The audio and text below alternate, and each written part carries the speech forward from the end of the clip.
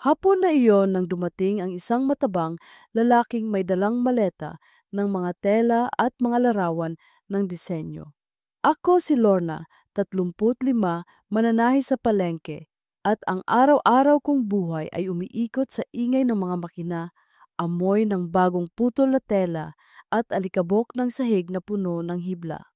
Ang tindahan ko'y maliit lang, kasing laki ng 2 kubo, ngunit dito ko pinipilit itahi ang buhay na natira sa akin mula nang mamatay si Elias, ang asawa kong hindi ko pa rin mailibing ng buo sa alaala. Para po ito sa kasal ng anak ng Senyor Tomas. Sabi ng lalaking may dalang maleta, sabay lapag ng makintab na sating at organza sa mesa ko. Gusto nila ikaw ang magtatahi.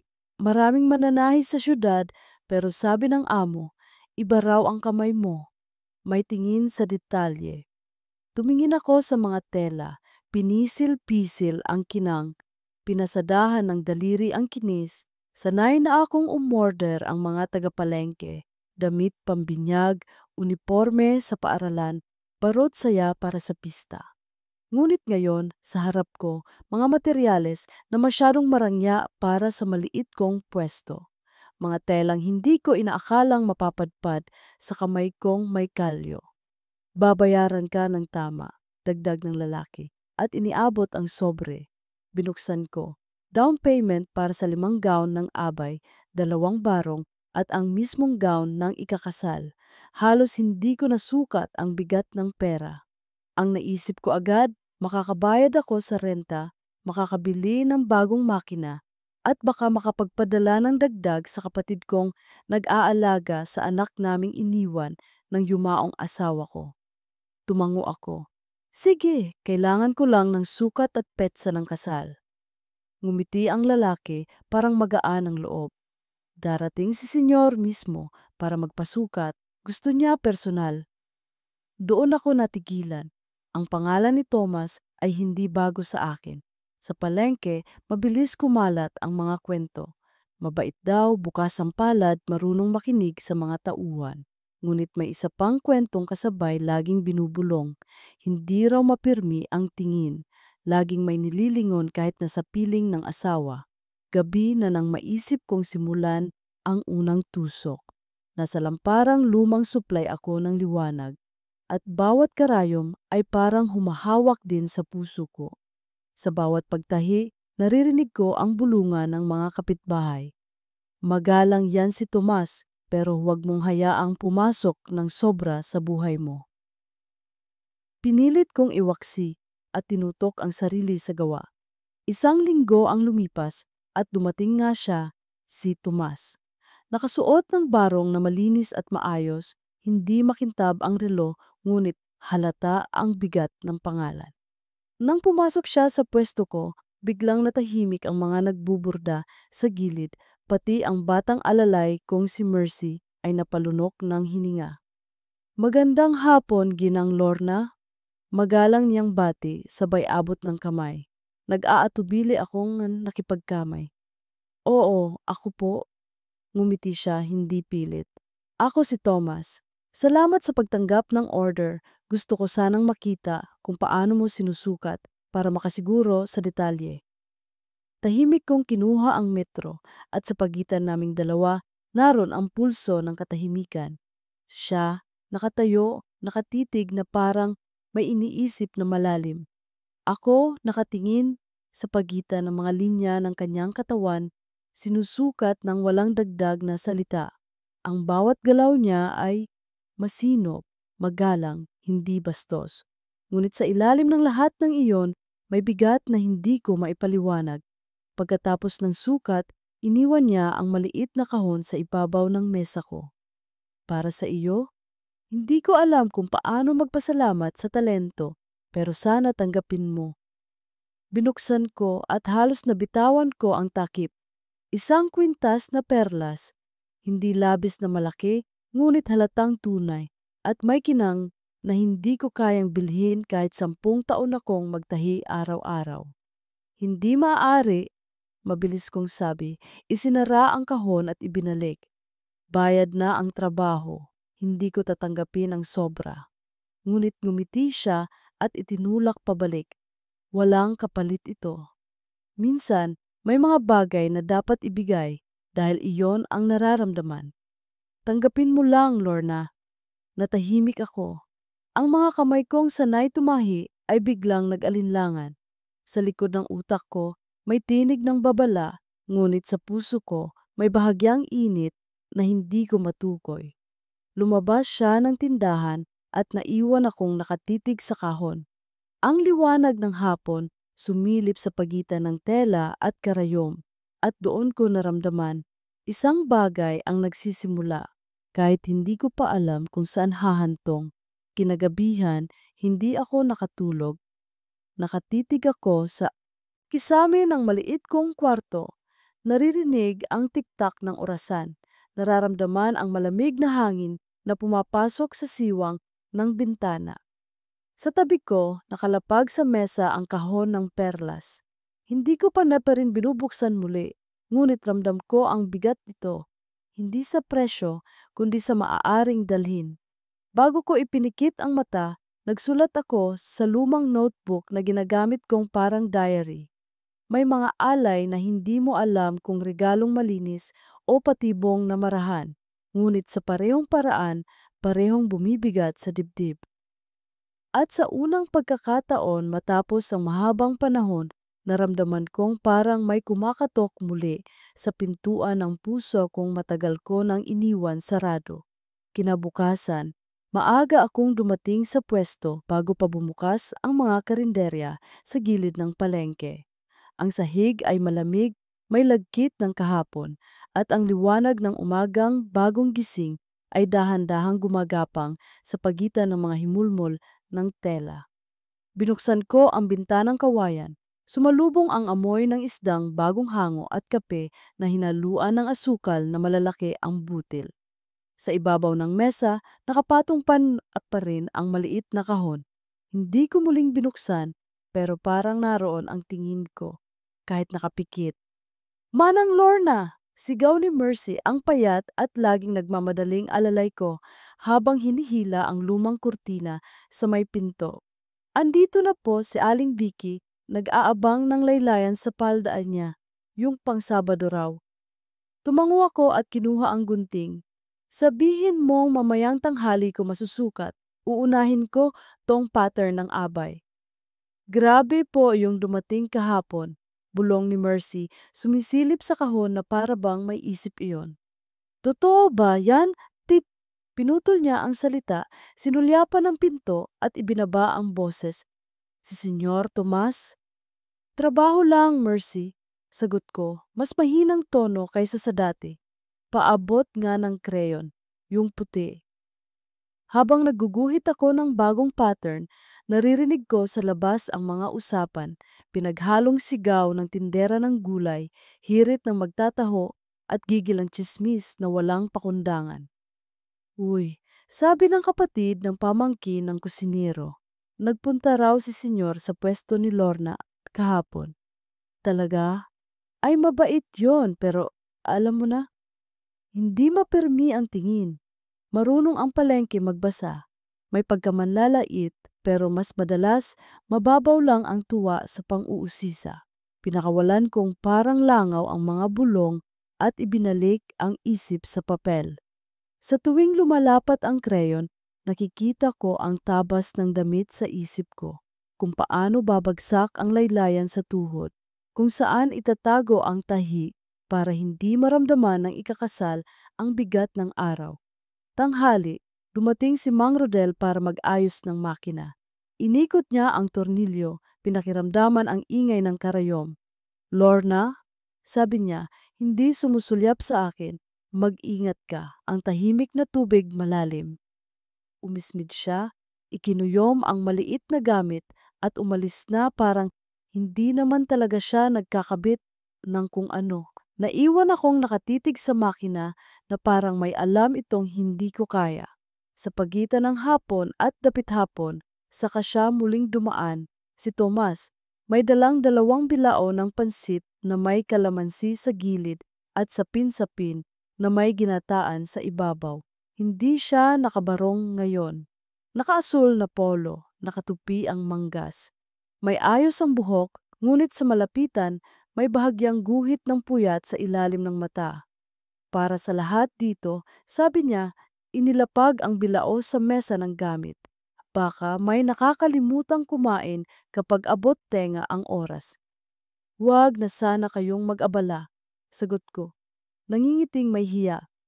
Hindi ho kami sanay sa maraming laman ng tiyan habang humahawak ng pino. Nakakaganda ng tahi ang busog. Biro niya, sa katumawa, hindi malakas, parang ayaw gumising ng kung sinong natutulog. Kumusta ang pattern? Ipinakita ko ang gawa ko, tinuro ang mga tiklop, at sinabi kung bakit ko pinili ang ganitong tabas sa halip na iyong ipinasok ng anak niya sa larawan. Maingat siyang tumango, magalang, hindi tumatapat ang mata sa akin ng masyadong matagal. Madalas po ba kayong ganito dito? Tanong ni Mercy na parang walang preno, kain pa ng piraso ng sapin-sapin. Ibig ko pong sabihin, abala. Hindi ko alam, sagot niya. Tinapik ang gilid ng mesa. Kung busy ba ang tawag doon o nagpaparamdam lang ng buhay. Tumingin siya sa akin na parang naghahanap ng salita na kayang maging pang-ukit, hindi panghiwa. Ang bahay kasi, malaki, maaliwalas, ngunit malamig kapag gabi. May anak kayong ikakasa, sabi ko. Pilit inilalagay sa trabaho ang usapan.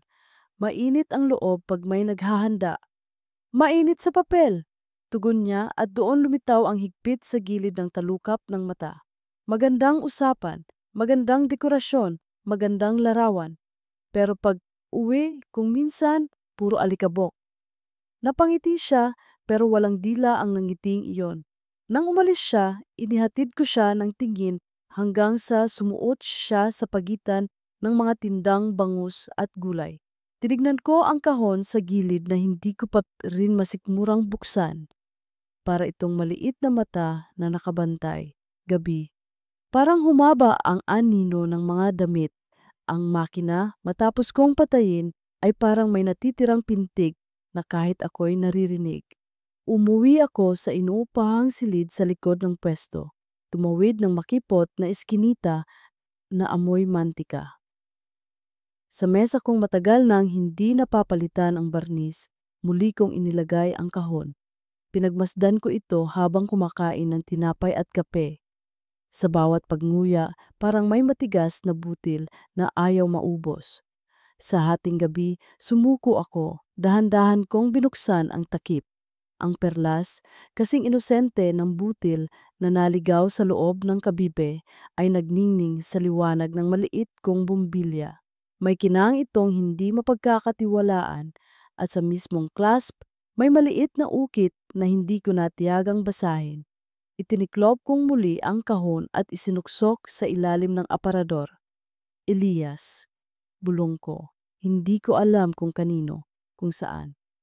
Kung naririnig mo ako, tawanan mo naman ako, para maalala kong hindi ako ganito kahina. Umaga, gumising akong mabigat ang ulo. Lumabas ako para bumili ng lining at karagdagang sinulit. Sumakay ako ng jeep, kumapit sa bakal na amoy kalawang at tinanaw ang kalsada na puno ng naglalakad. May bit-bit na pinya o bayong ng gulay. Ang araw ay hindi pa ganap, ngunit ang init ay maagang humahaplos sa batok. Sa textile shop sa Divisoria, kinapa ko ang mga hibla, pinisil ang mga gilid. Tumawad ako, nagbiro sa matandang tinderang si Mando, at sa gitna noon, biglang sumulpot ang alaala ng babaeng ako 15 taon na ang nakalipas. Hawak ang sketchbook, hindi pa bihasa sa pag-iwas, at humuhugis ng gown na may laylayang mula sa mga bituin. Lorna, wika ni Mando, anong lahi ng kaasiman ang ilalagay mo sa mukha mo? Parang may iniisip kang hindi mo dapat isipin. Tubig lang, sabi ko, naglagay ng pera sa kahera. At bagong sinulid, bumalik ako sa palengke sakay ng jeep na puno ng kahumputi at basket ng talong. Pagbaba ko, sinalubong ako ni Aling Vicky. Uy Lorna, sabi niya, hawak ang abaniko. Huwag kang masyadong madaling kasama. Ang mga may-ari ng pera, mabilis mangakit ng loob, mabagal magbalik ng tamang utang. Bakit parang may hugot? Biro ko. Tumawa siya, ngunit ang matay hindi sumabay. Hugot? Dati akong mananahi sa may abenida. Aniya, ngumiti ng pagod. Natuto akong ang mga regalo, may timbang na hindi pera. Ingatan mo ang likod. Tanghali na naman at dumating ang sugo mula sa bahay ni na Thomas. Hindi ang lalaking may maleta, kundi isang dalagitang payat, maikli ang buhok at hawak ang envelope. May dagdag pong request ang bride, sabi niya. Mas mahaba raw ang train, tapos mas simple ang beads sa dibdib. Iniabot niya ang isang litrato, magandang babae na maputi, nakangiti, nakatingin sa kamera na parang may sariling kasunduan sa lente. Ano pangalan mo? Tanong ko sa dalagita. Sari po, tugon niya, sabay turo sa sariling idipin. PA ni Ma'am Regina. Automatiko akong tumango, pero kumislot ang pangalan sa loob ko. Regina. Asawa. Hindi lumingon ang dalagita sa anumang usapan. Tuwid ang mata para bang may iniingatan siyang layo. Hapon, dumating na naman si Thomas. Ngayon, puto-bumbong ang dala na may matamis na niyog sa ibabaw. Umupo siya hindi kalayuan sa makinang pinapandayin ni Mercy. Pasensya na kung abala, sabi niya, pero may tanong sana ako. Ano ho yon? Kung ang tela ay palaging sumusunod sa katawan, paano kung minsan ay gusto nating ang katawan ang sumunod sa tela? May saysay pa ba ang ayos kung hindi naman abot ng loob? Hindi ko agad na intindihan. O marahil ay ayaw ko. Ang sinusuot, sagot ko, ay parang salita. Pwedeng magsalita ng totoo, pwedeng magkunwari. Pero sa dulo, ang katawan ang magbabayad kung mali ang tahi. Tumango siya, ang nangiti hindi na mabasa. At ikaw, Lorna, kung may ibibigay sa iyong hinding-hindi mo hinihingi, tatanggapin mo ba? Tumingin ako sa kahon sa ilalim ng aparador. Hindi niya nakikita, pero alam kong naroon iyon sa pag-itan naming dalawa. Depende. Sabi ko, inilatag ang bagong tapyas na organza sa mesa. Depende sa bigat. Gabi na naman bago siya umalis. Habang naglalakad siya palayo, sinundan ko siya ng mata at nakita kong may nakasunod na dalawang babaeng kapitbahay. Sina Neneng at Pina, lagalag ang balikat, gigil ang nangiti. Ay, si Senyor, nakadalawang araw na, bulong ni Nining. Baka naman kagandahan talaga ang tahi. Sumagot si Pina ng tawa na may matulis na dulo. Hindi ko na sila pinansin, pero narinig ko ang dila nilang nagbuburda ng kwentong hindi ko ipinagawa. Lumalim ang gabi. Tinapos ko ang bidding sa isang abay. Pinailalim ko sa tahimik na kantang nagmumula sa cellphone ang ingay ng dalawang aso sa labas. Nang hindi na kaya ng mata ko, ipinahinga ko ang katawan sa kahoy na bangko. Sa pagitan ng pagising at pagtulog, bumalik sa akin ang mukha ni Ilyas. Ang tawa niyang palaging may buhangin sa gilid. Ang pangakong isang araw, bibigyan daw niya ako ng perlas mula sa dagat kahit alam kong hindi iyon ang hilig ng dagat. Hindi ko kailangang isuot. Sagot ko noon, basta ikaw. At ngayon, ako ang naiwan sa pagitan ng pangakong natuyo at ng kahong hindi ko alam kung bakit narito. Sumikat ang araw na parang hindi napagod.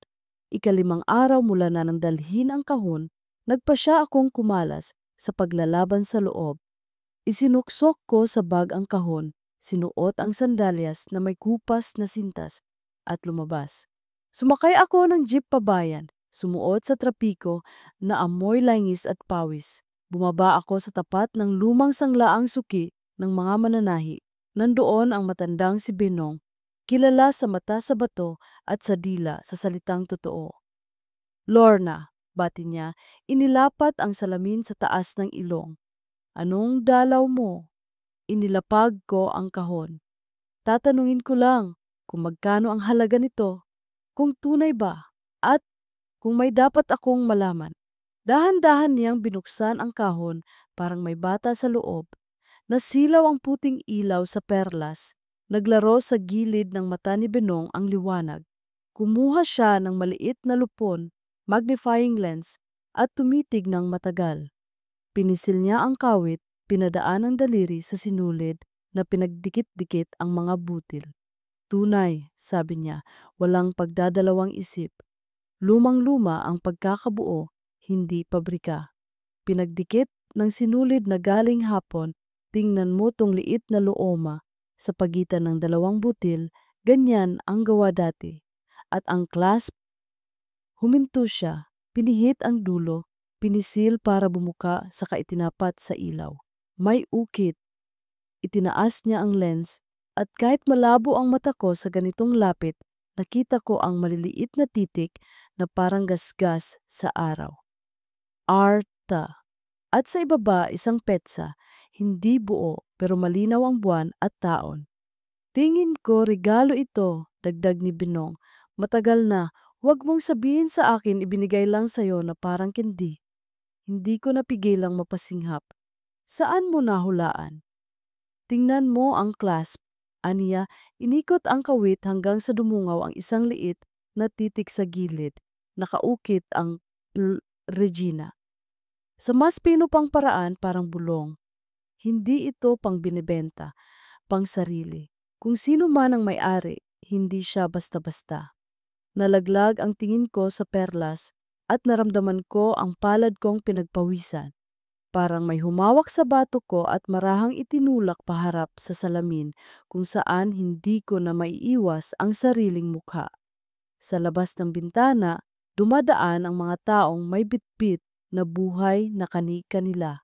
Sa loob ng sanglaan, kumapal ang katahimikan sa pagitan ng hininga ko at ng kahon. Lorna, sabi ni Binong, marahang ibinalik ang kwintas sa kahon. Kung ibabalik mo, gawin mo ng maaga. May kwento ang mga alahas na ganyan. At ang kwento, kahit hindi mo basahin, babasa sa'yo. Lumabas ako sa sanglaan na hindi ko na malayang mahigpit palang hawak ang bag. Mainit na ang hapon, nangingintab ang aspalto. Sumakay ako ng jeep, tahimik, habang nasa kandungan ko ang kahon na parang may sariling pulso. Dumaloy ang trapiko. Ngumiti ang konduktor sa isang bata. Sumigaw ang tinderang may dalang bucket ng yelo. Sa ulo ko, isa lang ang umuulit-ulit. RTA, Regina at Thomas. At ang petsang nakaukit, taon na mas nauna pa sa pagkabyuda ko. Pagbaba ko sa palengke, hindi ako dumiretso sa pwesto. Umikot muna ako sa kalsadang liko, dumaan sa likod ng simbahan kung saan may maliit na hardin ng mga sampagita. Umupo ako sa sementong bangko at tiningnan ang langit na walang ipinapangako. Sa bulsa, humaplos ang daliri ko sa gilid ng kahon. Ang lamig ng metal sa clasp ay parang paalala na hindi ako ang dapat magbukas nito. Nang marating ko ang pwesto, sinalubong ako ni Mercy. Manang, tumawag po si Sari, yung PA ni Ma'am. Babalik daw si Senyor mamayang dapit hapon para tingnan yung unang fitting ng abay. At saka, may ipapakiusap daw si Ma'am. Anong pakiusap? Huwag daw masyadong madami ang bidding. Sabi ni Ma'am, mas gusto niya raw simple. Yung totoo. Napangiti ako ng mapait. Yung totoo. Tulad ng ukit sa clasp, tulad ng tigas ng liwanag na hindi mo kayang pumikit. Inilagay ko ang kahon sa ilalim ng aparador, sa mismong puwang na pinagtaguan ko kagabi, ngunit ngayong alam ko na ang mga titik, iba na ang bigat nito. Hindi na ito simpleng regalo. Isa itong kwento na ipinangalang hindi ako. Dumilim ang langit, pumusyaw ang kalye. Dumating si Tomas. Dala niya ngayon ay tinapay na may mantikilya at lumang boteng soft drinks. Pumasok siya, ngumiti, at sa unang beses, hindi ko nasuklian. Lorna, sabi niya, ayos ba ang mga tahi? Maayos, sagot ko. Nakapirmi ang tingin sa pagitan namin. Pero may kailangang ayusin. Kung sabihin mo. Huminga ako ng malalim at sa dibdib, parang may tumigil na metrong taho. Kailangan kong isauli ang ibinigay niyo. Nagbago ang mukha niya, hindi pa luha, hindi pa galit. Isang sandaling hindi alam kung saan ipapwesto ang sarili. Bakit? Tinanong ko ang totoo. Sagot ko. Tunay ang perlas, tunay din ang ukit. Dahan-dahan kong kinuha ang kahon mula sa ilalim ng aparador at inilapag sa pagitan namin. Hindi ito akin. Tahimik ang palengke sa kabila ng ingay. Sa labas, may batang humahabol sa kapatid. Sa loob, ang hininga namin ay parang sinulid na naghahanap ng butas ng karayom. Inabot niya ang kahon, binuksan, at saglit na sumayad ang liwanag sa kanyang mata. Tinakpan niya ito, marahang isinara, at binalik sa mesa. Wala itong kapalit, mahinang sabi niya, halos pabulong, pero may pinanggalingan. Ang pinanggalingan, sagot ko, tinutuyo ang bibig, ay pinakapeligroso. Di na ako naghintay ng sagot. Kinuha ko ang metro, pinilit kong ilagay sa trabaho ang katawan kahit ang utak ay nasa clasp na may 2 titik at isang petsa. Habang sinusukat ko ang laylayan ng abay, naramdaman kong hinawakan ni Mercy ang aking balikat, maliit, maingat, na parang sinasabing huminga ka, huminga ako. Nang makaalis si Tomas, naiwan sa hangin ang amoy ng mantikilya at maliliit na buhol ng katahimikan. Pumikit ako sandali at pinakinggan ang sarili kong puso. Hindi na ito parang makina, hindi rin latiko. Isa itong lumang karayom na alam na kung nasaan ang balat. Pag-uwi ng gabi, hindi ako dumiretso sa silid. Dumaan ako sa ilaw ng simbahan, sumandali sa bukana ng sementeryo na kakambal ng palengke. Hindi ko dinala ang bulaklak, wala akong dalang kandila. Nang tumayo ako sa harap ng lapida ni Elias, napayuko ako at pinulot ang mga tuyong dahon sa gilid. Walang hangin, ang katahimikan ay parang paninigas ng dila. Bumibigat ang kamay. Bulong ko sa puntod na hindi sumagot. Pero kaya pa. Nang tumuwid ako, napatingin ako sa kalangitan na may manipis na ulap. Sa gitna ng lahat, malinaw ang isang bagay. Ang kinang ng perlas ay mula sa loob ng sugat na matagal na binuo sa pagitan ng kabibe at buhangin. Kung susuotin ko iyon, baka makalimutan kong may mga sugat na hindi dapat ipagmalaki. Pagbabalik ko sa silid, naupo ako sa bangkong kahoy. Sa mesa, ang notebook na pinagsusulatan ko ng mga salitang ayaw lumabas sa bibig. Dinampot ko ang lapis. May mga alay na maganda kasi hindi sila para isuot sa araw-araw. Ang ilan, alaala ng isang pangakong matagal nang ibinigay sa iba. Kapag pinilit mong gawing iyo, magiging bigat silang lulubog sa leeg mo. At hindi lahat ng ganda, pang-ukit sa balat, may ganda ring pangbantay sa hangganan. Nang isara ko ang notebook, may kung anong katahimikan ang tumining sa pagitan ng dila at dibdib. Hindi pa tapos ang gawain. Bukas, babalik ako sa makinang may ingay, sa telang marunong sumunod at bumigay. Ngunit ngayong gabi, malinaw ang liwanag. Hindi para sa akin ang perlas. At ang totoo, may ibang mata itong kailangan balikan. Sa pagpatay ko ng ilaw, humaba ang anino ng kahon sa sahig, parang lubid na umaabot sa pintuan. Pero hindi ko na ito sinusundan. Sa wakas, hindi ko kailangang buksan kung ano ang hindi ko kayang suotin. Ang mga sumunod na araw ay naging parang mahabang pisi ng sinulid. Humahaba, kumikirot ang daliri ko sa rayom. Ngunit hindi ko makita kung saan ba matatapos ang tahi. Pinilit kong ibaling sa trabaho ang lahat, sa bidding na mahigpit, sa laylayan na pantay, sa barong na walang kulubot. Ngunit kahit anong ganda ng gawa, ang isip ko'y laging bumabalik sa kahong iyon at sa ukit na nakatago sa clasp. Regina, Tomas, isang petsa. Manang, baka masyado nang masikip. Reklamo ni Mercy habang pinapasuot ko sa kanya ang gown ng abay. Hindi na ako makahinga, parang ako ang ikakasal. Diyan ang tama, sagot ko, humigpit ang hawak sa metro. Sa altar walang dapat lumaylay. Tumawa siya, ngunit sa mata ko'y naaninag ko ang kabataan na hindi pa alam kung anong bigat ang dala ng mga pangalan sa mga bagay. Para sa kanya, tela lang ito, kasuotan lang. Para sa akin, bawat tahi ay tanikalang hindi madaling putulin. Hapon yon nang dumating si Thomas, dala ang kahon ng puto na may kasamang salabat. Hindi ko na siya tinignan agad.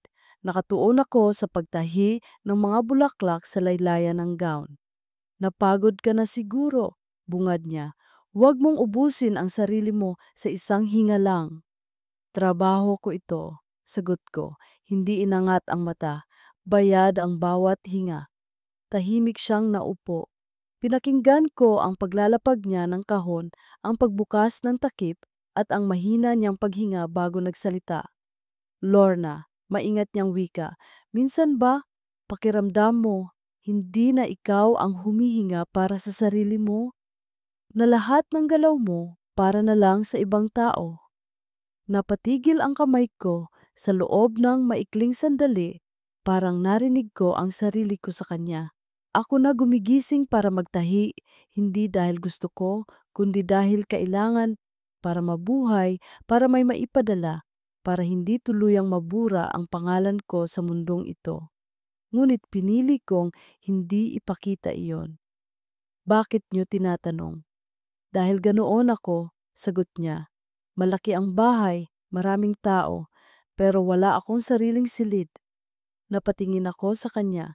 Ang anyo niya'y payapa, ngunit ang mata niya may guhit ng pagod na hindi kayang itago ng anumang yaman. Hindi ho ba kayo masaya? Ngumiti siya, mapait. Masaya sa larawan, masaya sa salita. Pero hindi lahat ng masaya, totoo. Bago ko pa masagot, pumasok si Sari. Dala ang bagong sketch na ipinasusunod ng bride. Sabi ni ma'am, mas simple raw ang gusto. Huwag masyadong maraming palamuti. Iniabot niya ang papel at ang mga mata niya'y parang may kinikimkim na lihim. Pagkaalis ni Sari, tumingin ulit si Tomas sa akin. Kahit sa gown ng anak ko, siya pa rin ang may huling salita. At doon ko naramdaman ang bigat sa pagitan naming dalawa. Hindi lang tela ang hawak ko, kundi kwento ng isang pamilyang hindi ko dapat hawakan. Gabi, nang wala ng tao sa paligid, inilabas ko muli ang kwintas mula sa aparador. Sa ilalim ng lampara, kumislap ito na parang mata ng pating sa ilalim ng dagat. Hinawakan ko, pinasadahan ng daliri ang ukit, Regina. Isang pangalan na hindi ko kilala, pero malinaw na mas matagal na nakaukit sa buhay ni Thomas kaysa sa kahit anong init na naramdaman ko. Nang sumunod na araw habang abala ako sa pagtatahi, pumasok sa pwesto ko ang isang babae. Hindi siya nagpakilala agad, ngunit ramdam ko agad ang tindig niya. Matikas, tahimik, may bigat na hindi kailangan ng salita. Nakasuot siya ng simpleng bestida, ngunit ang gupit ng kanyang buhok at ang linis ng kanyang anyo ay nagbigay ng presensya na hindi ko kayang baliwalain. Ginang Lorna, tanong niya, malamig ngunit magalang. Oo po, sagot ko, iniwan ang karayom. Inilabas niya mula sa bag ang isang lumang sketch. Nanigas ang dibdib ko nang makita ko, ito ang unang disenyo ng gown na ginawa ko 15 taon na ang nakalipas, noong bago pa kami ikasal ni Ilyas, noong ang mundo ko'y puno pa ng pangarap at wala pang pait ng pagtataksil. Ikaw ang gumuhit nito, sabi niya, diretsyo, walang halong alinlangan. Tiningnan ko ang sketch at tumango. Oo, bata pa ako noon, maraming hindi alam. Tumitig siya sa akin at sa mga mata niya'y may dalang bagyo. Ako si Regina, asawa ni Thomas. Parang bumigat ang hangin sa loob ng pwesto. Walang galit sa boses niya, walang sigaw, ngunit ang tahimik niyang presensya'y parang sampal na mas malakas pa sa sigawan ng buong palengke. Alam mo ba, dagdag niya, marahang inilapag ang sketches sa mesa. Itong disenyo, gustong isuot ng anak ko, pero ako ang unang nakakita nito. 15 na ang nakalipas. At noon pa, alam ko ang talento mo'y hindi dapat maging kostyum ng kasi inungalingan. Hindi ako nakapagsalita. Ang mga daliri kong sanay humawak ng karayom ay nanginginig. Ang mga mata ko'y nakatuon sa sketch na parang biglang bumalik ang batang ako, puno ng pangarap bago ko natutunan ang salitang pagtataksil. Tumayo si Regina, inayos ang kanyang bestida at bago umalis bumulong. Lorna, ikaw ang gumuguhit ng totoo. Huwag mong hayaang tahiin ng kamay mo ang kasinungalingan. At naiwan akong nakaupo, hawak ang sketch, at sa dibdib ko'y ramdam ko ang punit na mas malalim pa kaysa sa kahit anong telang hawak ko. Pag-uwi ko, dinala ko ang kwintas. Sa ilalim ng liwanag ng buwan, inilapag ko ito sa mesa, kasabay ng sketch na iniwan ni Regina. Doon ko naintindihan, hindi ito simpleng regalo. Isa itong paalala, isang paalala na may mga perlas na maganda lang dahil hindi sila isinusuot. Mabigat ang gabi matapos ang pagdalaw ni Regina. Hindi ako nakatulog agad. Sa maliit kong silid sa likod ng pwesto, ang lampara ay kumikislap-kislap na parang may gustong iparating. Sa mesa, nakalatag pa rin ang lumang sketch at ang kahon ng perlas. Magkatabi sila, parang dalawang aninong naglalaban sa harap ko. Ang batang Lorna na may pangarap at pananampalataya, at ang Lorna ngayon na marunong ng sumukat ng distansya, ngunit halos mahulog pa nura pa rin sa parehong hukay. Elias, bulong ko, nakatingin sa kisame. Kung narito ka, ano ang gagawin mo? Tatawa ka ba sa kahinaan ko? O maiintindihan mong tao lang din ako? Walang sagot. Tanging ingay ng ipis sa kahon ng tela at ang humahaplos na hangin mula sa siwang ng bintana. Kinabukasan, pagpasok ko sa pwesto, naroon agad si Mercy, pinupunasan ng makinang halos sumuko na sa dami ng tahi. Manang ani niya, ang daming dumaan kahapon habang wala ako. Ang daming nagtanong tungkol kay Senyor. Sabi nila, ang swerte mo raw. Kung swerte ang tawag sa bigat, oo, sagot ko. Kinuha ko ang tela ng gown ng ikakasal, pinasadahan ng palad. Ang bawat guhit ng bidding ay parang tanong na wala akong sagot. Bandang tanghali, dumating si Thomas. Hindi ko na siya hinintay magsalita. Senyor, bungad ko, bumisita kahapon si Ma'am Regina. Natahimik siya, hindi agad nakasagot. Ang mukha niya ay parang natuklap sa sandaling iyon at nakita ko ang isang Thomas na hindi sanay na nahuhuli sa sariling laro. Ano ang sinabi niya? Binigyan niya ako ng sketch, sagot ko, inilapag iyon sa mesa. At sinabi niyang huwag kong hayaang maging kasinungalingan ang talento ko. Humigpit ang panga niya. Hindi kita dinadala rito para mandamay ng ibang sugat. Totoo, tugon ko. Pero hindi mo rin ako dapat dinadala sa gitna ng apoy. Hindi ako laruan. Huminga siya ng malalim, parang pinipilit pakalmahin ang sariling dibdib. Lorna, hindi ko intensyong saktan ka. Gusto ko lang paalala na nakikita kita. Sa gitna ng ingay, ikaw lang ang malinaw. Pero may pangalan sa kwintas, sagot ko, malamig. At hindi akin yon. Regina ang nakaukit, hindi Lorna. Nag-angat siya ng tingin at sa mga mata niya'y may sugat na pilit niyang tinatakpan. Hindi mo naiintindihan. Hindi ko kailangang intindihin, senyor. Putol ko. Trabaho lang ito, gown ng anak mo. Huwag na nating gawing kwento ng kasinungalingan. Hindi na siya nagsalita. Iniwan niya sa mesa ang supot ng merienda. Hindi ko na tinignan kung ano. Umalis siyang mabilis at sa likod ng tindahan, narinig ko ang ilang chismosa na agad humabol ng bulungan. Kinagabihan, naglakad ako pauwi nang hindi dumaan sa sementeryo gaya ng nakasanayan. Ngunit ang isip ko'y patuloy na bumabalik sa mukha ni Regina. Ang kanyang tikas, ang kanyang mga mata na parang kayang tumagos sa balat at umabot sa kaluluwa. Hindi siya sumigaw, hindi siya nagmakaawa. Pero sa katahimikan niya, nandoon ang pinakamalakas na hiling. huwag mo nang dagdagan ang sugat ko. Sa silid, muling bumukas ang kahon ng perlas. Pinagmasdan ko ito ng matagal.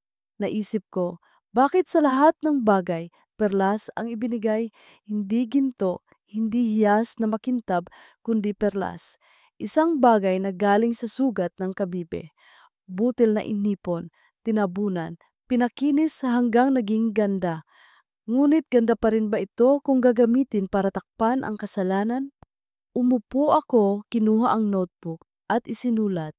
Ang perlas ay maganda dahil sa sakit na pinagmulan.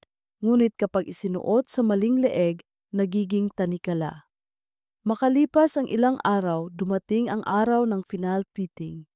Abala ang lahat ng abay, ikot dito, ikot doon, taw. Anan, yawan. Si Mercy halos hindi na alam kung saan lulugar.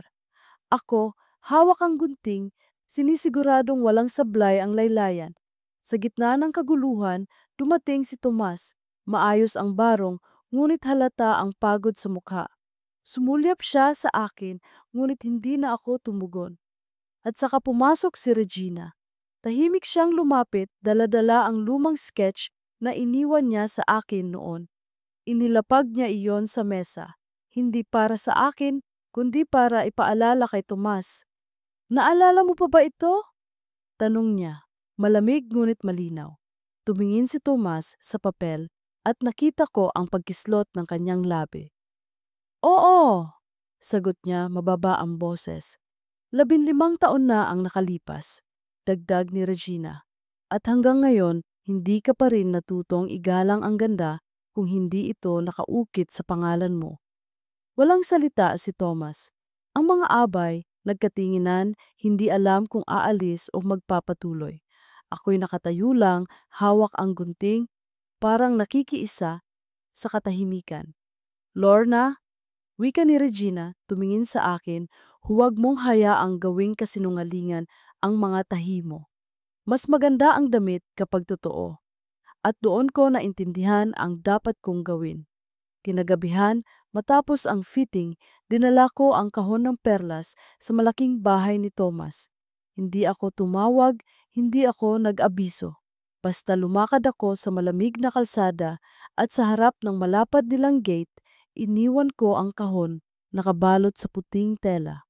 Kasabay noon, iniwan ko rin ang isang maliit na papel. Walang sinulid ang kayang magtahi ng punit na hindi akin. May mga perlas na maganda dahil kailanman ay hindi na isusuot. Pag-uwi ko, hindi ako umiyak. Dumiretso ako sa sementeryo, dinala ang mga tuyong bulaklak na ilang linggo nang hindi napapalitan.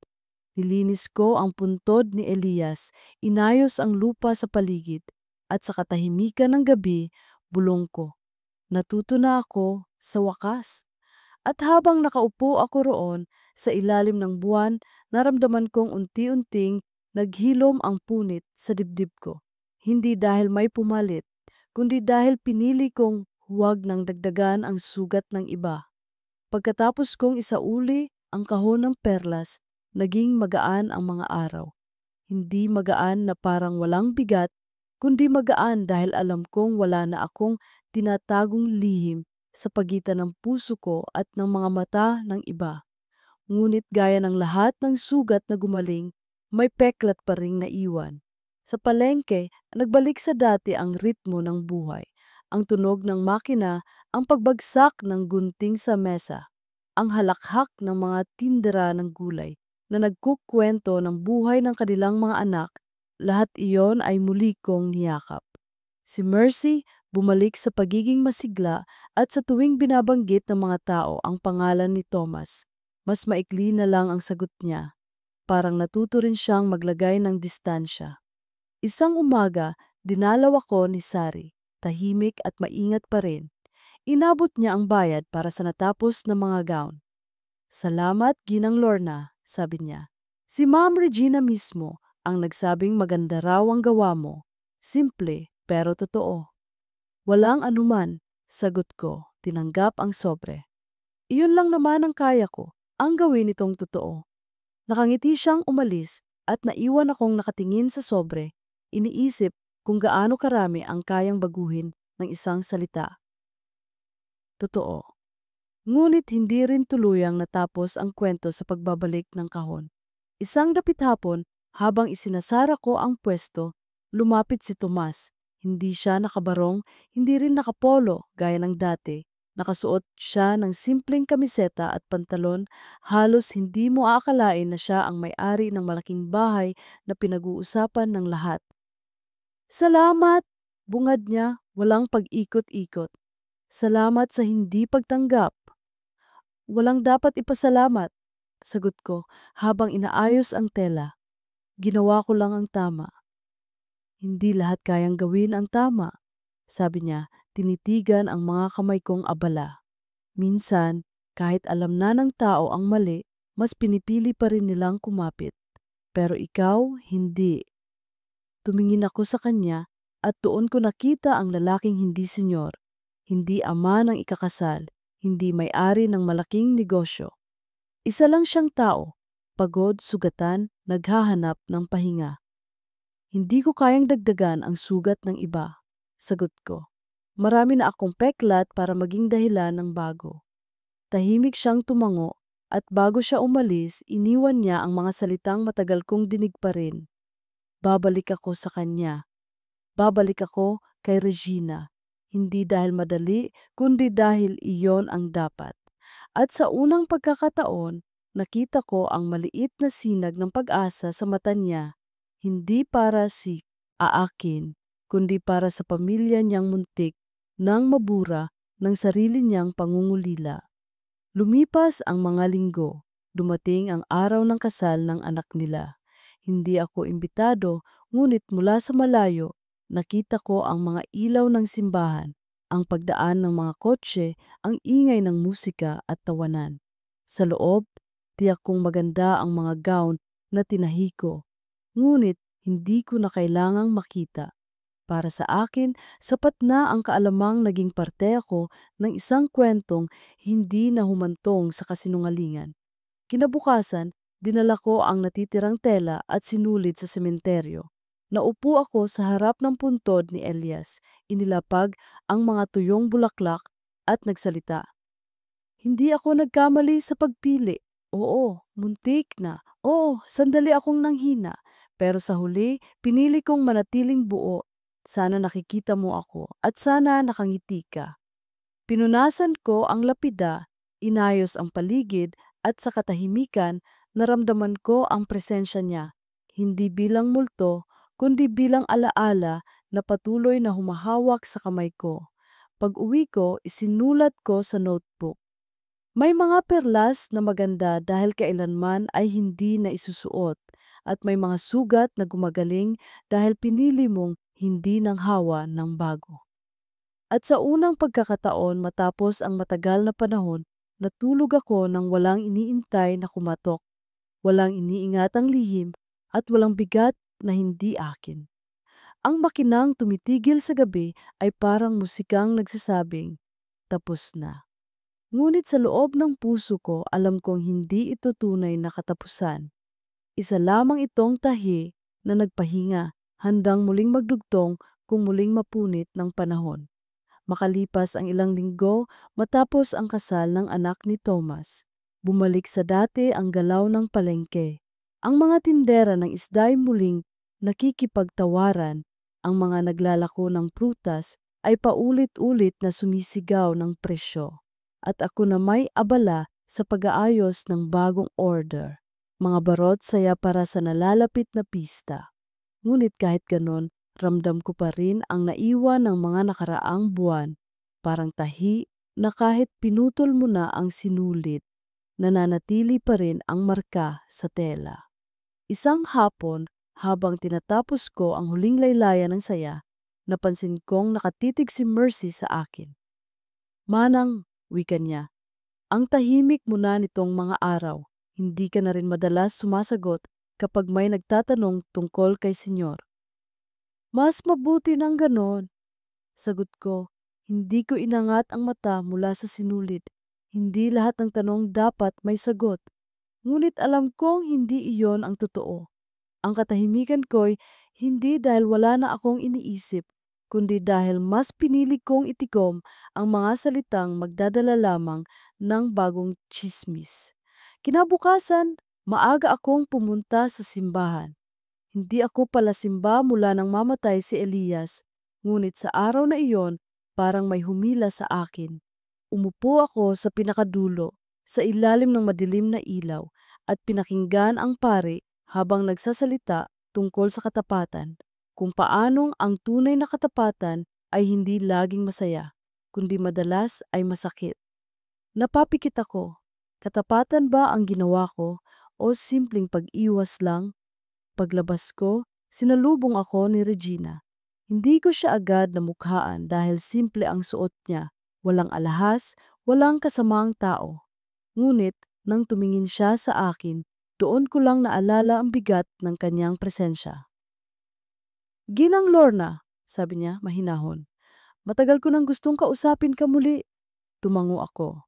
Maam, kung tungkol po ito sa mga gown, tapos na ang trabaho. Wala na po akong hawak na dapat.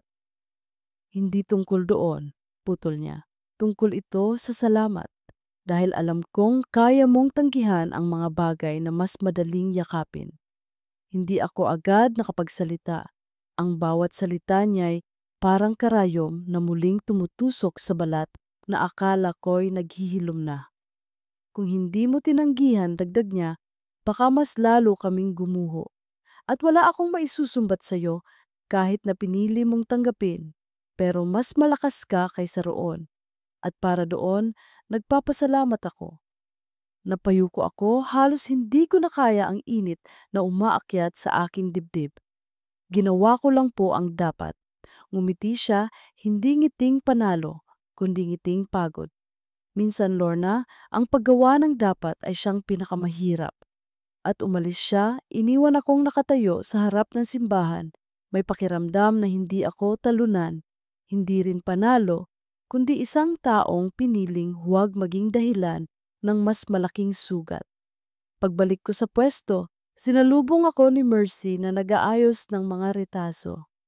Manang, may nag-iwan po ng bulaklak. Tumingin ako sa mesa. Isang simpleng buke ng sampagita at rosal. Walang kalakip na pangalan, walang sulat, ngunit hindi ko kailangang hulaan kung kanino galing.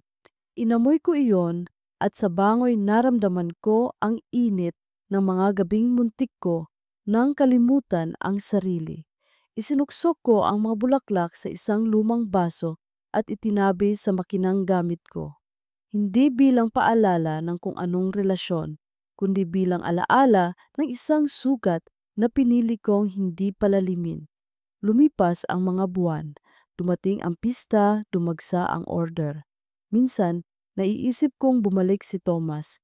Minsan, iniisip kong baka hindi na. Ngunit sa bawat gabing tahimik ako sa aking kwarto, natutunan kong yakapin ang kawalan niya, hindi bilang kakulangan, kundi bilang kalayaan.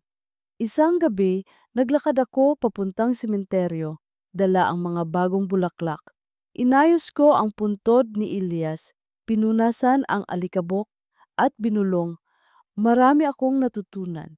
Hindi lahat ng kinang para suotin at hindi lahat ng pagod kailangang dagdagan. Sa ilalim ng buwan, naupo ako sa sementong malamig, pinakinggan ang huni ng kuliglig. At doon ko lang lubos na naramdaman, may mga punit na hindi na kailangang tahiin dahil sa mismong pagkakapunit nila, natututo kang huwag ng hayaang masugatan muli. Sa pag-uwi, isinulat ko sa notebook, like Bure, may mga alaala na parang perlas, maganda, makinis, ngunit hindi kailanman dapat isuot. Sapagkat sa sandaling ilagay mo sa leeg mo, baka maging tanikala ito sa iyong hininga. Mas mabuting manatili silang nakatago upang manatili rin silang maganda. Pumapasok na ang simoy ng taglamig nang maramdaman kong unti-unting nagiging tahimik ang paligid ng aking mundo. Ang palengke, bagamat maingay pa rin sa umaga, ay tila nagkaroon ng mas malalim na pagitan sa pagitan ng bawat sigaw at tawanan. Marahil dahil ako mismo ang nagbago, natuto nang hindi agad lumingon. Natuto nang umiwas sa bawat bulong na may dalang pangalan ni Thomas. Ngunit ang katahimikan ay hindi laging kaligtasan. May bigat din itong dala. Sa bawat pagtusok ng karayom, pakiramdam ko'y may kasamang tanong. Talaga bang tapos na? Isang araw habang nag-aayos ako ng bagong order ng barong, dumating si Sari. Mas mahinhin ang anyo niya ngayon, parang may binubuhat na hindi kayang ikwento. Ginang Lorna, wika niya, pinapapasabi ni Ma'am Regina, kung maaari raw ba na ikaw ang gumawa ng kanyang kasuotan para sa anibersaryo nila ni Senyor. Napatigil ako, parang natuyuan ng laway. Ako? Oo, tumango si Sari. Ayaw niyang sa iba ipagawa. Sinabi niyang, ikaw lang ang kayang magtahi ng damit na may bigat ng totoo. Hindi ako agad nakasagot. Ang gunting sa kamay ko'y biglang naging mabigat at sa isip ko'y bumalik ang lahat ng alaala, ang kahon ng perlas, ang mga bulaklak na iniwan, ang mga salitang binitawan ni Regina sa simbahan. Kung tatanggapin mo, dagdag ni Sari, ipapadala ko agad ang tela. Nang umalis siya, naiwan akong nakatulala. Bakit ako pa? Hindi ba't mas madali kung kalimutan na lang nila ako? Ngunit sa huli, tumango ako. Hindi dahil gusto ko, kundi dahil marahil ito na ang huling tahi na kailangan kong gawin para tuluyan ng maisara ang pahina. Dumating ang mga tela makalipas ang 2 araw, kulay abo at pilak, hindi marangya, ngunit marangal. Habang hinahaplos ko ang tela, naalala ko ang sinabi ni Regina, mas maganda ang damit kapag totoo. At sa bawat tusok ng karayom, iyon ang pinanghawakan ko. Habang nagtatahi ako, dumaan si Thomas. Tahimik siyang nakatayo sa may pinto, hindi pumasok agad. Nang makita ko siya, pinilit kong hindi manginig ang boses. Senyor, hindi ko akalaing darating kayo. Hindi ko rin akalaing papayag ka. Sagot niya, marahang pumasok. Salamat. Hindi para sa iyo. Sagot ko, tapat, para kay Maam. Tumango siya at sa mga mata niya'y may halong lungkot at pag-amin. Naiintindihan ko. Umupo siya sa gilid, pinanood akong magtahi. Wala kaming imik, tanging tunog lang ng makina at ingay ng karayom ang nagsilbing usapan. Ngunit sa katahimikan, ramdam ko ang bigat ng kanyang dibdib at ramdam kong hindi ko na kailanman dapat pakialaman pa iyon. Pagkatapos ng ilang linggo, natapos ko rin ang kasuotan. Simple ngunit marangal, walang sobra, walang kulang. Nang dumating si Regina para kunin ito, tumingin siya sa akin at ngumiti. Hindi ngiting pasasalamat lang, kundi ngiting may tiwala. Salamat Lorna, sabi niya. Ito ang kailangan ko, isang kasuotan na hindi kasinungalingan kundi alaala ng pagpili. Alam kong mahirap para sa iyo, ngunit tinahi mo pa rin. Wala akong nasabi kundi ginawa ko lang po ang tama. Lumapit siya, marahang hinawakan ang aking kamay. Ang tama, Lorna, ay laging masakit, pero sa sakit, doon nagiging matatag ang tao. Nang umalis siya, naiwan akong nakatitig sa makinang ilang beses nang umiyak ng dugo sa daliri ko. At doon ko napagtanto, marahil ang tunay na papel ko ay hindi maging bahagi ng kanilang kasinungalingan, kundi maging tahimik na patunay na may mga taong pinipiling hindi sumira. Kinagabihan, naglakad ako muli papuntang sementeryo. Bitbit ko ang mga natirang tela, inilatag sa puntod ni Elias. Mahal, bulong ko. Tapos na, wala nang bigat na dala ang mga kamay ko. Natuto na akong tanggapin na hindi lahat ng ganda kailangan kong yakapin. Habang nakaupo ako roon, naramdaman kong bumaba ang hangin, malamig ngunit marahan. Parang haplos ng isang alaala na nagsasabing tama ang ginawa ko. At sa kauna-unahang pagkakataon, hindi na mabigat ang pag-uwi ko. Pagdating sa aking silid, isinulat ko sa notebook. May mga tahi na hindi para pagdugtungin ang puso, kundi para isara ang sugat. At sa bawat saradong sugat, natututo tayong huminga ng mas maluwag. At natulog ako ng may kapayapaang matagal ko nang hinahanap. Mabagal ang paglipas ng mga araw matapos kong maihatid ang kasuotan kay Regina. Wala nang bumalik na kahon, wala nang bulaklak na iniwan sa mesa, wala nang mga hakbang sa labas ng pwesto na nagpapaalala ng mga gabing muntik na akong mahulog. Ang naiwan ay ang tahimik na pintig ng makina, ang usok ng plantsa, at ang mga kamay kong muling bumabalik sa pagiging abala sa mga simpleng tela ng palengke.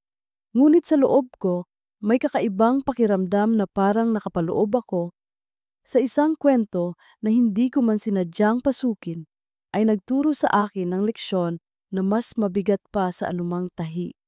Isang linggo matapos ang anibersaryo, dumaan si Sari sa pwesto. Hindi siya nagtagal. Iniabot niya lang ang sobre ng kabuuang bayad at isang maliit na papel na may sulat kamay ni Regina.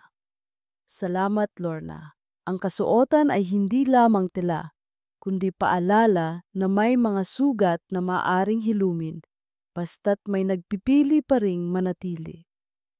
Pinagmasdan ko ang sulat. Hindi ko na kailangan ng karagdagang salita. Doon ko lang naramdaman ang tunay na kapangyarihan ng aking ginagawa. Hindi lang ako nananahi ng tela, kundi nananahi ng alaala. At sa pagkakataong ito, hindi ako naging dahilan ng kasinungalingan, kundi naging saksi ng isang pagpiling manatili. Lumipas ang mga buwan, at muling bumalik ang palengke sa dati nitong ingay. Si Mercy, natuto na ring magtahi ng tuwid, at natutuwa ako tuwing nakikita kong nakakangiti siya sa tuwing tama ang linya. Manang, sabi niya minsan, kapag lumaki ako, gusto kong maging katulad mo. Hindi takot kahit mahirap. Ngumiti ako, hinaplos ang kanyang buhok. Huwag kang maging katulad ko, Mercy. Maging mas matapang ka pa, huwag kang matutong magtahi lang ng tela. Matutong itahi ang sarili mong kapalaran. Sa mga gabing tahimik, muli kong binabalikan ang sementeryo. Dinadala ko ang mga bulaklak na sariwa, tinatanggal ang mga tuyong dahon, at doon ako nakikipag-usap kay Elias. Hindi na ako umiiyak tulad ng dati. Sa halip, nagkukwento ako tungkol sa mga bagong order, tungkol kay Mercy, tungkol sa mga simpleng araw na lumilipas. Hindi na ako nag-iisa. Bulong ko minsan, nakatingin sa lapida. At hindi dahil may ibang dumating, kundi dahil natutunan kong buuin muli ang sarili ko. Isang gabi, habang naglalakad pa uwi mula sa sementeryo, nadaanan ko ang isang tindahan ng alahas. Sa salamin, nakadisplay ang iba't ibang perlas. May maliliit, may malalaki, may simple, may nakalagay sa gintong kwintas.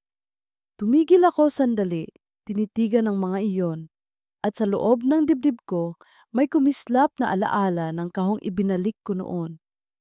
May mga perlas na maganda dahil kailanman ay hindi na isusuot. Hindi ko kailangang bumili, hindi ko kailangang humiling. Sapat ng alam kong sa pagpili kong isauli iyon na iligtas ko hindi lang ang sarili ko, kundi pati ang mga taong muntik kong nasaktan ng hindi sinasadya. Pagdating sa aking silid, binuksan ko ang notebook. Huling pahina na ang natitira at alam kong ito na ang tamang oras para isulat ang pangwakas. Ako si Lorna, 35 taong gulang, mananahi sa palengke, byuda sa papel ngunit buhay pa rin sa alaala. Natutunan kong hindi lahat ng sugat angang tahiin at hindi lahat ng kinangkailangang suotin. Ang ilan ay alaala na dapat manatili kung saan sila nagsimula, sa pagitan ng dagat at kabibe, sa pagitan ng sakit at ganda. At ako, natutunan kong tahiin hindi para sa kanila, kundi para sa sarili ko. Isinara ko ang notebook, huminga ng malalim at sa unang pagkakataon matapos ang mahabang panahon, ramdam ko ang kaluwagan sa dibdib. Kinabukasan, maaga akong gumising. Binuksan ko ang pwesto bago pa man dumating ang mga suki. Hinawakan ko ang makinang ilang beses nang sumama. Pinindot ang pedal at pinakinggan ang unang tunog ng karayom. tunog ng bagong simula, tunog ng buhay na nagpapatuloy. At habang ang araw ay sumisilip sa bubong ng palengke, ngumiti ako.